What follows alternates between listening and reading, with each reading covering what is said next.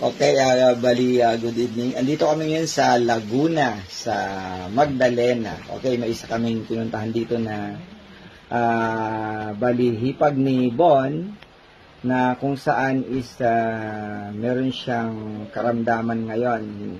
Ang pinakang ano niya is hindi siya nakakakilos ng maayos, gawa ng marami siyang mga pain na nararamdaman, no? Mamaya interviewin natin kung ano yung mga narantas ngayon after namin na siya ay na therapy ng pro. Ang ginamit namin ito is talagang nagkaroon na siya ng napaka gandang improvement, no? Okay. Bali ito yung ginamit namin, yung pro sa kanya, no?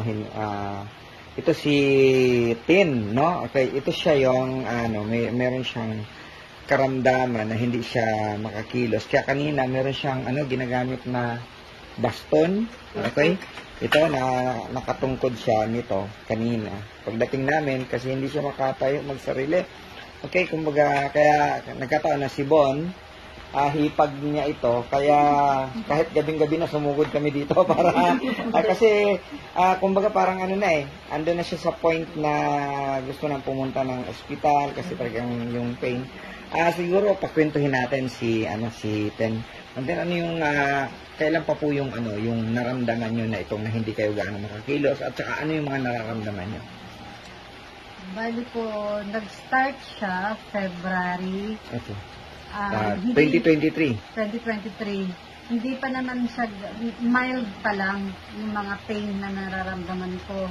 Then mga March, ayun na, talagang lumala na, yung tipong hindi ako makabangon mag-isa, hindi ako makahiga mag-isa, kasi sobrang sakit ng mga buto-buto ko. Hindi ko alam kung joints, muscle, ganyan, halos lahat masakit. Tapos ngayon,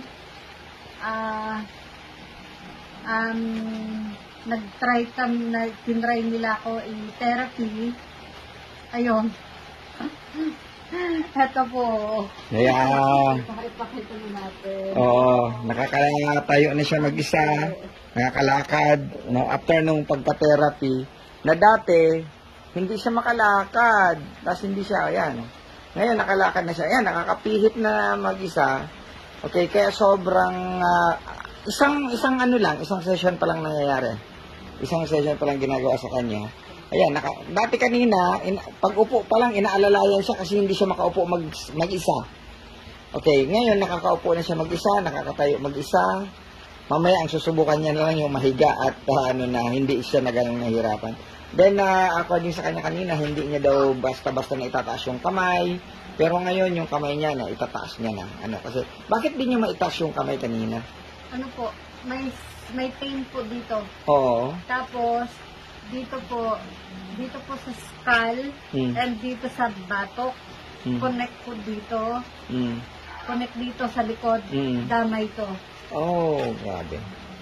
Oh. Magkakarugtong na po silang sumakit, kaya damay to. Tapos kanina, hindi ko siya naiganyan. Hindi ka makaganyan sa mesa? Makaganto. Kasi bakit po? May ngawit po dito. Ngawit, kailangan, ibaba ko lang siya na nakaganito. Okay. Pero ngayon, okay na. Okay po ngayon. Oo. Pero meron pa rin. Parang sa ngayon, parang wala. Wala na. Okay. Ganun yung kaya kumbaga parang ang hirap man paniwalaan, pero totoo talaga eh. Kasi imagine, ito yung ginamit namin sa kanya, ito yung pro. Na siguro yung unang session sa kanya, wala pang 30 minutes eh. Tapos in-stop, pinainom siya ng tubig na binower na tubig. Tapos after ng session, pinainom siya ulit ng tubig. Tapos inulit ulit ng ginamit naman itong ito. Tapos yan, ginamit itong ating classic, no? Ginamit. Okay, yun yung ginamit sa kanya. Napakagandang improvement. Kumbaga, hindi po ito biro sa mga taong may karamdaman na naghahanap talaga. Lahat naman ng may karamdaman naghahanap talaga ng lunas. Diba? Yung iba nga, kahit gaano kamahal, gumagastos, ito siya. Ngayon, tuloy-tuloy pa rin siyang gagamit nito kasi, kumbaga parang siguro, na-relieve lang yung kanyang pain, kaya nakapaglakad siya. Pero hindi nangangahulugan na siya ay magaling na. Okay, kaya tuloy-tuloy siya na kaya magkakaroon sila ng sarili talaga nila. Opo.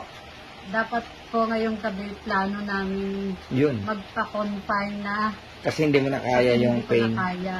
Tapos ang sabi pa namin, pagkatapos nito, kung anong magiging resulta, pupunta ng ospital ngayong gabi or bukas.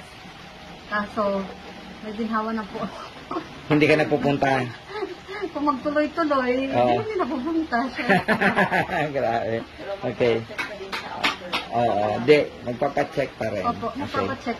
Kumbaga, inaano ko lang na umokay yung mga nerve ko kung ano man yung mga... Ano po yung papacheck niya sa...